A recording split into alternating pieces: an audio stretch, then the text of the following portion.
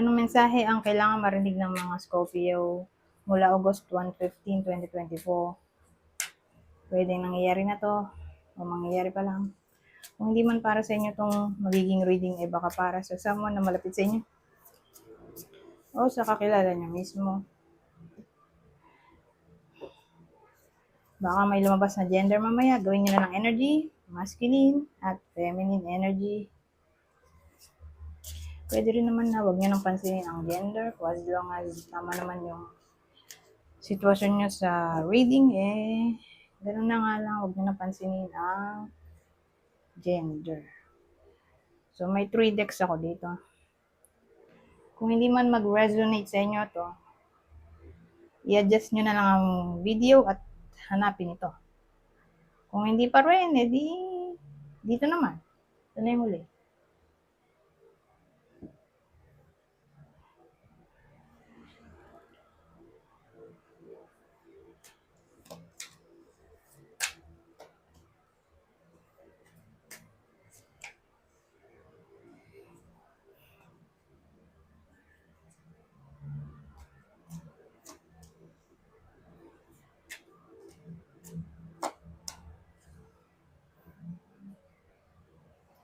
Kaya ano to.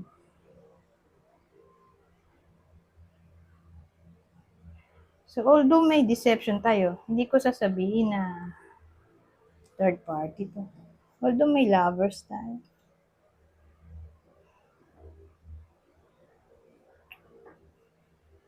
Tapos may nagbabalance pa dito.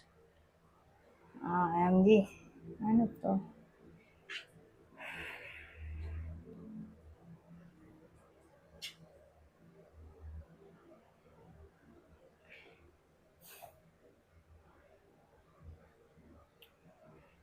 Siguro nga pwede rin, oh. Sabihin natin yung iba sa inyo ay nasa third party situation, babae mismo. For some reason ay ganun pa rin ang sitwasyon niya. Hindi pa rin siya makakalis sa ganyang sitwasyon na third party siya.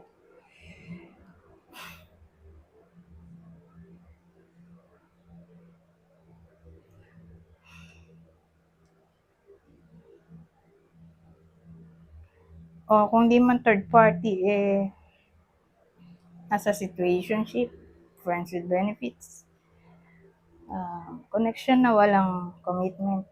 Kung sino man sa inyo yung ganito sitwasyon, o ito yung person nyo, o kakilala in general, basta ganun yung sinabi ko yung kanyang sitwasyon, mananatili pa rin ganun.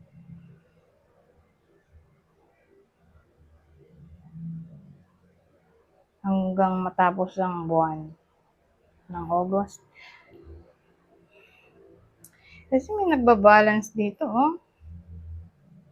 Kaya nga inisip ko baka nga third party talaga. Pero kwento to ng ano, yun nga, babae na third party, o nasa friends with benefits, situation o situationship o flirtationship, basta walang commitment. Ida siya yung niloloko dito. Kasi pinagsasabay siya dito. Relasyon na sabay-sabay, ano ba?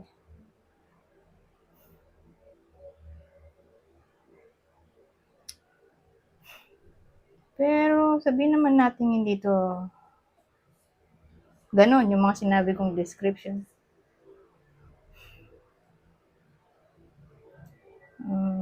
Halimbawa, di makarelate yung iba. Di gawin natin babae ulit. Pero this time, ay, o nga pala, i-clear ko lang. Yung babae dito kanina, doon sa sinabi ko, alam niya na in a relationship sa iba yung partner niya. Pero wala siya paki. Bago pa naging sila, alam na niya na in a relationship na yung partner niya sa iba.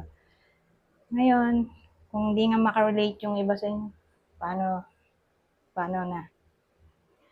Sa babae pa rin, Pero yung babae dito ay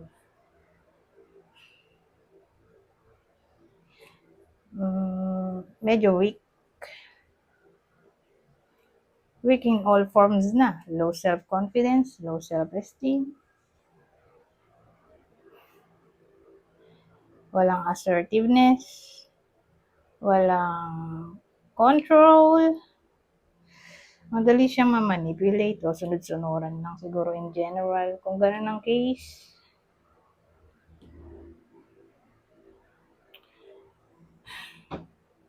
kasi ano eh, itong tatlo, niloloko siya ng partner niya. O siya mismo yung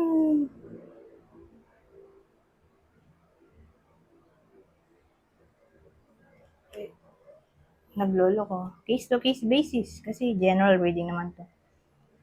Pwedeng siya mismo yung nagloloko. O partner niya.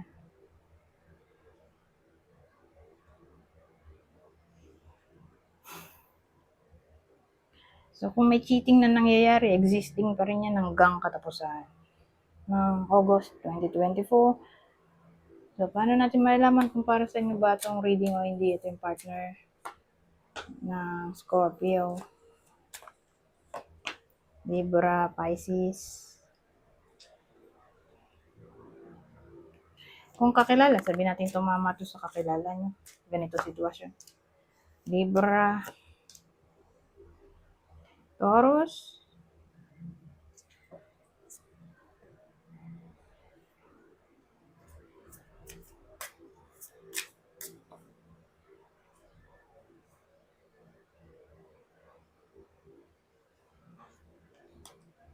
Lover,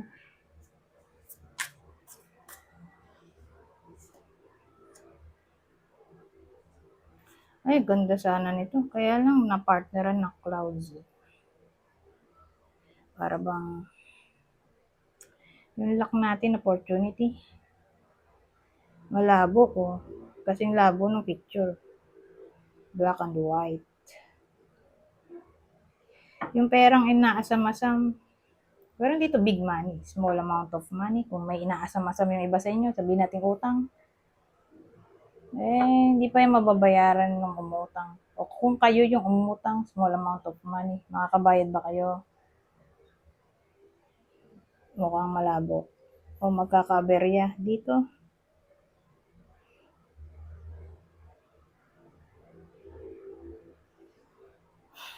Chance anything na may kinalaman sa chance, malabo.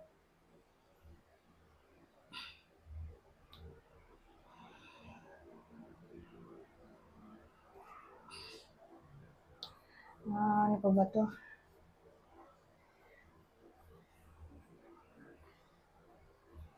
So, sabihin natin anything na ine-expect na lang na mangyari, malabo nga. For some reason, parang may conflict makakaberya. Happiness nga rin to, pero small happiness. Magiging masaya ba? Malabo.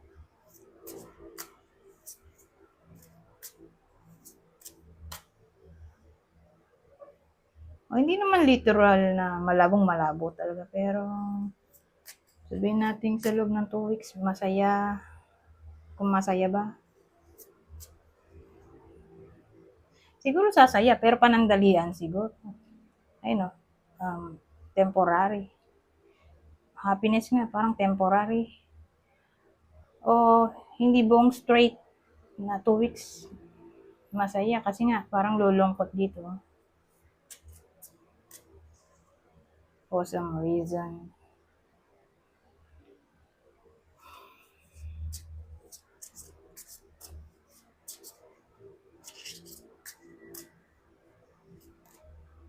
Pleasure.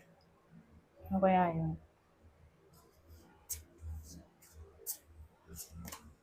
Birth. Ano to? Nasanan natin na yung pleasure anything ng pleasure. ay pwedeng magbunga. So, baka mabuntis dito.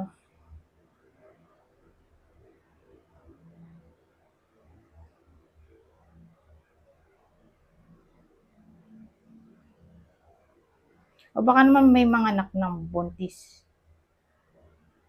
Nakakilala nyo, o kayo mismo. Mga anak na ng August 16 to 31, 2024. Baka yun yung pleasure. Pleasure in a way na masaya kasi nanganak na. O mabubuntis. Aliman doon.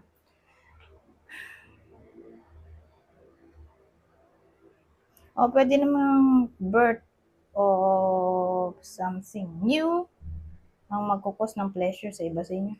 Di ba pwede rin? Creation. Pwede. Creation, creativity, yun ang magbibigay ng pleasure sa iba sa inyo.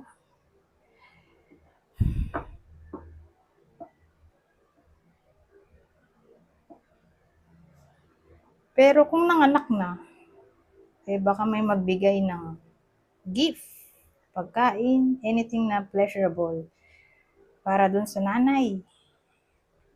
Pwede rin. Alam mo may bigay sa baby, di ba? E di sa nanay. O sa magulang ng baby in general. Gifts, pwede o. O foods.